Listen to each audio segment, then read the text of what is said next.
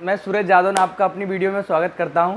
तो आज हम पढ़ने जा रहे हैं electric potential due to one point charge. तो ठीक है, आज हम इस पर वीडियो बनाते हैं तो आप लोग को समझाते हैं। ओके, तो हमने इससे पहले इलेक्ट्रिक डायपोल के बारे में बनाई थी। तो उसमें जो एक फॉर्मूला यूज़ हुआ था E बराबर V बराबर 1/4πε0 Q/R, वो कहाँ से यूज़ हुआ था? इसी थ्योरम से यूज़ हुआ था। ओके, तो सबसे पहले मान लीजिए आपके पास में क्या होता है, 1 पॉइंट चार्ज होता है, तो जिसको हम लोग प्लस क्यू चार्ज मानते हैं और इसको किसी पॉइंट ओ पर रखा हुआ मानते हैं। और इससे r डिस्टेंस पर आपके पास में क्या करते हैं, एक पॉइंट P एज्यूम करते हैं और बोलते हैं कि इस पर आप इलेक्ट्रिक पोटेंशियल निकाल करके बताइए कितना होगा। तो आप सबने इलेक्ट्रिक पोटेंशियल की डेफिनेशन पढ़ रखी है। क्या होता है कि अगर जब आप किसी चार्ज को इनफाइनाइट से इलेक्ट्रिक फील्ड के किसी पॉइंट तक लेकर के आते हो तो जो भी वर्क डन करना पड़ता है, उस वर्क डन और उस पॉजिटिव टेस्ट चार्ज के रेशियो को आप लोग क्या बोलते हो? इलेक्ट्रिक पोटेंशियल बोलते हो। तो हमने माना कि हमारे पास में इनफाइनाइट पर कोई एक पॉजिटिव टेस्ट चार्ज Q0 रखा हुआ था, उसको मैं क्या लेकर के आया, इनफाइनाइट से लेकर के आया। तो इलेक्ट्रिक फील्ड के जब किसी पॉइंट ए पर आ गया तो उस ए पर ये पॉजिटिव टेस्ट चार्ज आ गया, तो इस पॉइंट से इस पॉइंट तक की डिस्टेंस हमने क्या मान ली? x मान ली। तो आप सब बच्चे जानते हो कि दो स्टैटिक पॉइंट चार्ज के बीच में एक फोर्स लगता है जिसको हम लोग कूलम्ब्स इनवर्स स्क्वायर लॉ ने बोला था इलेक्ट्रोस्टैटिक फोर्स कहते हैं। F बराबर 1/4πε0 Q1 × Q2/R²। ये आपके पास में क्या होता था? फॉर्मूला होता था। इसको इलेक्ट्रोस्टैटिक फोर्स भी कहते हैं। तो दो पॉइंट चार्जेस के बीच में क्या लगेगा? एक फोर्स लगेगा। तो यहाँ पर वो कौन सा फोर्स होगा? इलेक्ट्रोस्टैटिक फोर्स होगा। तो by Coulomb's inverse square law. क्या फॉर्मूला होता है? F बराबर 1/4πε0। Q1 की वैल्यू कितनी है? Q दी हुई है, और Q2 की वैल्यू आपके पास में क्या दी हुई है? Q0 दी हुई है। Q × Q0 अपॉन दोनों के बीच की डिस्टेंस क्या है आपके पास में? x है। तो यहाँ पर ये क्या हो जाएगा? x² हो जाएगा। इसकी डायरेक्शन क्या होगी आपके पास में? अलोंग। ये भी प्लस चार्ज है और ये भी प्लस है, तो क्या होगा? रिपल्सिव फोर्स एक्ट होगा। तो आपके पास में फोर्स की डायरेक्शन क्या होगी? ये होगी। आपके पास में किसकी डायरेक्शन होगी? फोर्स की डायरेक्शन होगी। तो अलोंग OA इस पर क्या लगेगा आपके पास में? फोर्स लगेगा। हमने क्या कहा था कि आप एक चार्ज को, पॉजिटिव टेस्ट चार्ज को इनफाइनाइट से किसी इलेक्ट्रिक फील्ड तक लाने के लिए जो वर्क डन करना पड़ता है, उस वर्क डन और उस पॉजिटिव टेस्ट चार्ज के रेशियो को आप लोग क्या बोलते हो? इलेक्ट्रिक पोटेंशियल बोलते हो। चूँकि आप देख पा रहे हो, इस जैसे ही इस इलेक्ट्रिक फील्ड के इस पॉइंट तक आया, इस पर फोर्स क्या लग रहा है? इस डायरेक्शन में लग रहा है, अलोंग OA डायरेक्शन में लग रहा है। लेकिन हमें इसको किस डायरेक्शन में लेकर के आना है? अपोजिट डायरेक्शन में लेकर के आना है। तो आप देखोगे अपोजिट डायरेक्शन में लाने के लिए जो ये डिस्प्लेसमेंट होगा वो नेगेटिव डायरेक्शन में हो रहा है, अपोजिट डायरेक्शन में हो रहा है, तो जो डिस्प्लेसमेंट होगा वो कैसा होगा? नेगेटिव होगा। ओके, अब हम ना सबसे पहले डायरेक्ट कंप्लीट वर्क नहीं निकालते। सबसे पहले हम लोग क्या निकालेंगे? स्मॉल वर्क निकालेंगे, फिर उसके बाद हम लोग कंप्लीट वर्क निकालेंगे। तो हम उसका इंटीग्रेट कर देंगे। तो सबसे पहले हम क्या निकालेंगे? वर्क निकालेंगे। तो वर्क का फॉर्मूला आप सब बच्चे जानते हो क्या होता है? वर्क बराबर होता है फोर्स इंटू डिस्प्लेसमेंट।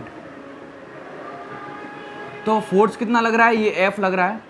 और डिस्प्लेसमेंट हम लोगों ने बोला कि अपोजिट डायरेक्शन में dx डिस्प्लेसमेंट हो रहा है, तो माइनस dx। तो यहाँ से माइनस F × dx। F की वैल्यू आपके पास में क्या दी हुई है? -1/4πε0 Q × Q0/x²। और ये आपके पास में क्या हो जाएगा सर? ये आपके पास में dw हो जाएगा अगर इसको हम लोग स्मॉल डिस्टेंस dx मूव कराते हैं। तो अब आपने देखा कि पहले ये जो चार्ज था, पॉजिटिव टेस्ट चार्ज, कहाँ पर था? इनफाइनाइट पर था।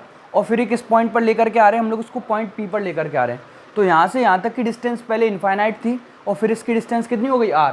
तो क्या लिमिट बनी आपके पास में? इनफाइनाइट टू R लिमिट बनी आपके पास में। ठीक है, तो इसको, इस इक्वेशन को आप लोग क्या कर दीजिए? इंटीग्रेट कर दीजिए। ऑन इंटीग्रेटिंग इक्वेशन 2, इसकी लिमिट क्या बन जाएगी? x बराबर इनफाइनाइट से x बराबर R तक। जो पॉइंट पहले इनफाइनाइट पर था, अब उस पॉइंट कहाँ पर लेकर के आना? R पर लेकर के आना है। तो आप जैसे इसको इंटीग्रेट करोगे, infinite to R -1/4πε0 Q × Q0/x²। अब इंटीग्रेशन करने का तरीका क्या होता है? जो x इसके रिस्पेक्ट में हो रहा है उसको तो यहीं रह जाएगा और सारे इस निशान के बाहर आ जाएंगे। तो क्या देखोगे आप लोग कि -1/4πε0 Q × Q0 तो बाहर आ जाएगा और अंदर क्या रह जाएगा आपके पास में? Infinite to R x² dx रह जाएगा। ओके, और हमें नहीं लगता कि यहाँ पर हर एक बच्चा जानता होगा कि 1/x² का इंटीग्रेशन क्या होता है। तो 1/x² का इंटीग्रेशन अपने अपने दिमाग में सब लोग रखें कि 1/x² का इंटीग्रेशन होता है -1/x। ये हो गया इनफाइनाइट टू r। अब इसके बाद क्या करते हैं, इसके बाद हम लोग लिमिट अप्लाई करते हैं। तो सबसे पहले अपर लिमिट अप्लाई करेंगे, फिर माइनस का सिंबल लगाएंगे और फिर लोअर लिमिट अप्लाई करेंगे। तुमने एक दुकानदार को देखा होगा, सबसे पहले जैसे ही दुकान में घुसेगा पहले भगवान की पूजा करेगा। तो पहले भगवान को याद करेगा, पूजा आरती करेगा, फिर दुकान वालों से, कस्टमरों से डील करेगा। तो ऐसे ही सबसे पहले अपर लिमिट, माइनस का सिंबल लगा करके लोअर लिमिट। देखिए कैसे, -q इंटू Q0/4πε0, इस x के प्लेस पर क्या आ जाएगा, r आ जाएगा। तो -1/r माइनस -1/∞। ओके, तो ये वैल्यू तो 0 ही हो जाएगी, तो इसको छोड़ो। और ये माइनस का, ये माइनस का, तो माइनस माइनस बन करके क्या बन जाएंगे, प्लस बन जाएंगे। तो आप देखोगे 1/4πε0 q इंटू Q0/r आपके पास में क्या आ गया, वर्क आ गया।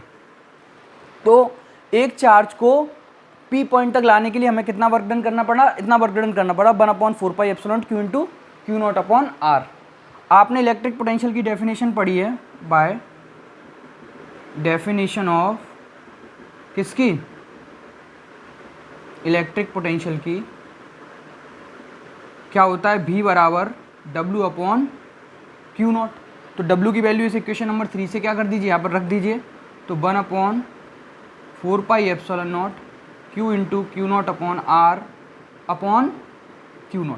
इस Q0 से ये Q0 क्या हो जाएगा, कट जाएगा। तब आप देखोगे कि V बराबर 1 पॉइंट चार्ज के जो इलेक्ट्रिक पोटेंशियल निकल करके आया, V बराबर 1/4πε0 Q/r। ये क्या होता है आपके पास में, वोल्ट होता है, क्योंकि पोटेंशियल की ऐसा यूनिट किस में मानी जाती है, वोल्ट में मानी जाती है। अगर मैं कहूँ कि इसके प्लेस पर एयर और वैक्यूम नहीं हो, तो यानी कोई डाइलेक्ट्रिक मीडियम हो, तो डाइलेक्ट्रिक मीडियम क्या होता है, एक ऐसे सब्सटेंस को माना जाता है जिसमें इलेक्ट्रिसिटी पॉसिबल नहीं होती, लेकिन वो इलेक्ट्रिक इफेक्ट बताता है इलेक्ट्रिक फील्ड के कारण। उसको हम लोग क्या बोलते हैं, डाइलेक्ट्रिक मीडियम बोलते हैं।